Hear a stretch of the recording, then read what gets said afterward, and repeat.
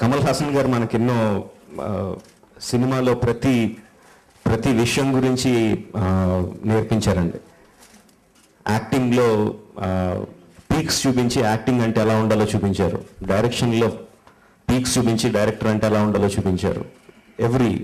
ప్రతి రంగంలో, సినిమా రంగంలో ప్రతి మైన్యూట్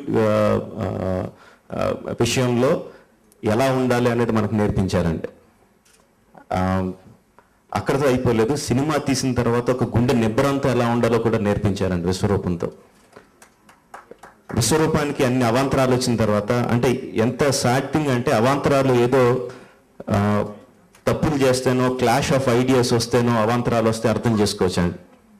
రాజ్యాంగం మనకు కల్పించిన basic rights, freedom of expression, ఆయన ఉద్దేశం ఆయన ఎక్స్ప్రెస్ చేసినందుకు ఆయనకు అవాంతరాలు వచ్చినాయి. రన్నింగ్ ఎ లెజిటిమేట్ బిజినెస్, రాజ్యాంగం మనకు కల్పించిన హక్కు అది.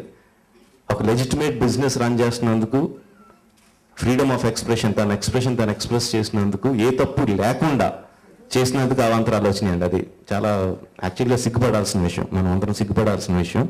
బట్ అలాంటి కష్టాలు వచ్చినప్పుడు ఆయన తమిళ పత్రికలకి ఇంటర్వ్యూ ఇచ్చారండి. ఆ ఇంటర్వ్యూ ఇచ్చినప్పుడు ఎంత హృదయం కలిసివేసిందంటే, ఆయన చెప్పిన మాటలు, ఈ సినిమా తీయడానికి నా ఇంటిని కూడా తాకట్టు పెట్టాల్సి వచ్చింది. ఈ ఇంటితో నాకు ఎన్నో మెమరీస్ ఉన్నాయి. అందరికీ వాళ్ళ సొంత ఇంటితో ఎన్నో మెమరీస్ ఉంటాయి. ఇంట్లోనే నేను ఎన్నో కష్టాలు సుఖాలు అనుభవించాను, ఇంట్లోనే డాన్స్ చేసుకున్నాను. రేపొద్దున నాకు ఇల్లు ఉండకపోవచ్చు, అందుకని మీ మీడియా మిత్రులతో ఒకసారి సంతోషంగా ఒకసారి లాస్ట్ మీటింగ్, ఒక లాస్ట్ ఇంటర్వ్యూ ఇద్దామని మీ అందరినీ పిలిపించానని చెప్పి నవ్వుతూ చెప్పారండి.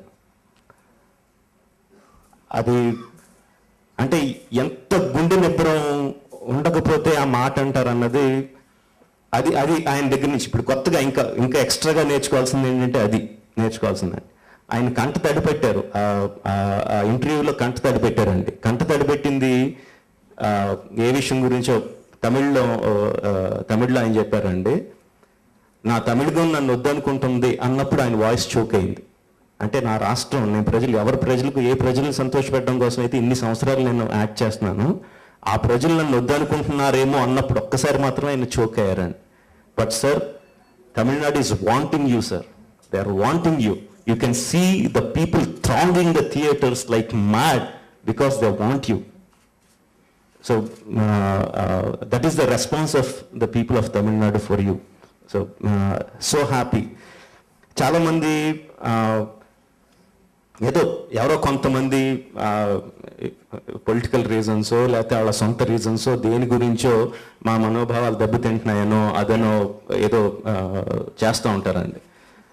వాళ్ళు చేసిన కమెంట్స్ మూలంగా, ఫర్ ఎగ్జాంపుల్ విశ్వరూపం దీని గురించి ముస్లిమ్స్ మనోభావాలు దెబ్బతింటాయని చెప్పి ఎవరో నలుగురు కమెంట్ చేసేస్తారు. వినేవాళ్ళందరికీ అంటే ముస్లిమ్స్ అందరూ ఇంతేనేమో అనుకుంటాను. బట్ ఇఫ్ యూ సీ ట్విట్టర్లో కానీ, ఫేస్బుక్లో కానీ, ఆర్ ఇప్పుడు విశ్వరూపం థియేటర్కి వెళ్తున్న జనాల్లో కానీ కొన్ని కోట్ల మంది ముస్లిమ్స్ ఉన్నారండి. They are saying the film is good, it is, మా మనోభావాలు దెబ్బతింటలేదు అని చెప్తున్నారు. That we should understand. that can only be done by an artist. Actually అలాంటి సినిమాలు బ్యాన్ చేయడం మూలంగా కమ్యూనల్ హార్మోనీ పెంచుతామండి.